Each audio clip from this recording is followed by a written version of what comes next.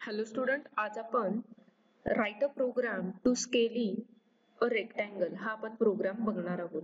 आता पहिल्यांदा स्केलिंग म्हणजे काय माहिती पाहिजे. The scaling changes the size of object along x और वाय और बोथ एक्सिस.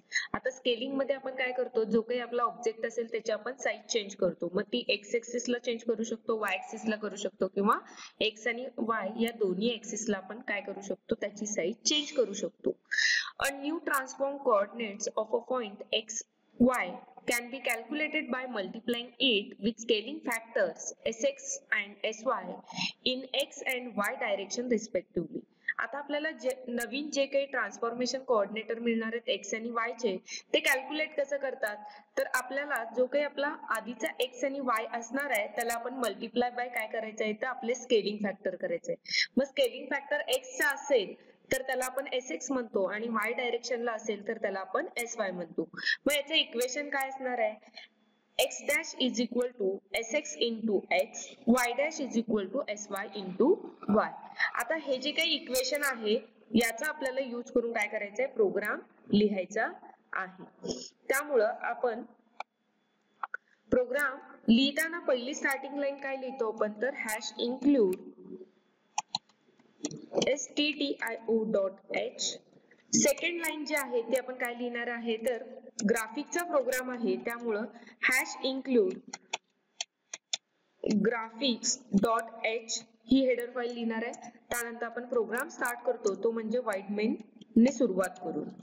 मग आता आपल्याला जो काही प्रोग्राम लिहायचा आहे त्याच्यामध्ये पहिल्यांदा आपल्याला माहिती आहे, ग्राफिकचा प्रोग्राम लिहायचा असेल तर पहिल्यांदा आपण काय करतो, इंटिजर जीडी म्हणजे ग्राफिक्स ड्रायव्हर काय करतो, पहिल्यांदा डिक्लेअर करतो आणि तो डिटेक्ट करण्यासाठी इज इक्वल टू डिटेक्ट लिहितो आणि ग्राफिक्स मोड पण आपण काय करून घ्यायचंय, डिक्लेअर करून घ्यायचंय. ज्यावेळी ग्राफिक्स ड्रायव्हर आणि ग्राफिक्स मोड डिक्लेअर करतो त्यानंतर आपण ग्राफ आपला इनिशियलाइज करतो. त्याच्यासाठी आपण काय लिहितो, इनिट ग्राफ हे फंक्शन लिहितो. इनिट ग्राफ मध्ये आपण फर्स्ट ला काय लिहितो, ampersand of GD comma ampersand of GM comma double quote मध्ये जो काही तुमच्या कॉम्प्युटर मध्ये बीजीआय चा पाथ आहे तो लिहायचा आहे. आता माझ्या कॉम्प्युटर मध्ये C:/TC:/BGI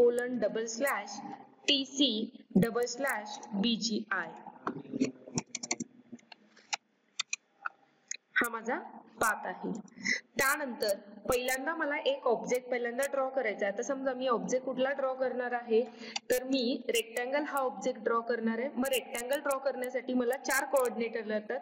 एक म्हणजे x1, त्याची व्हॅल्यू घेतली समजा मी 100, त्यानंतर y1 इज इक्वल टू 100, त्यानंतर मी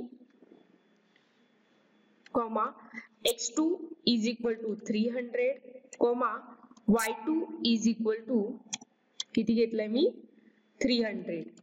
हा म्हणजे हे जे आहे ते माझे रेक्टँगलचे काय आहेत, तर कोऑर्डिनेटर आहेत. त्यानंतर मी रेक्टँगल ड्रॉ करून घेणार आहे. Rectangle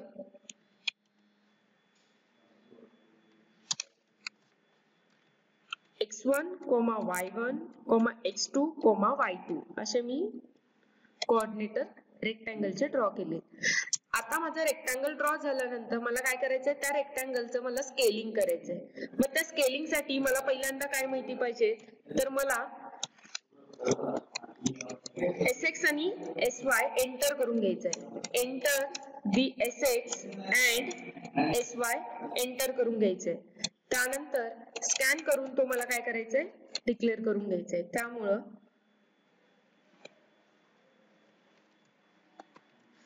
%d comma ampersand of Sx comma ampersand of Sy असे हे दोन्ही काय घेतलं मी, स्केलिंग फॅक्टर एंटर करून घेतला आणि ते वरती इथं मी डिक्लेअर करणार आहे कॉमा Sx कॉमा Sy.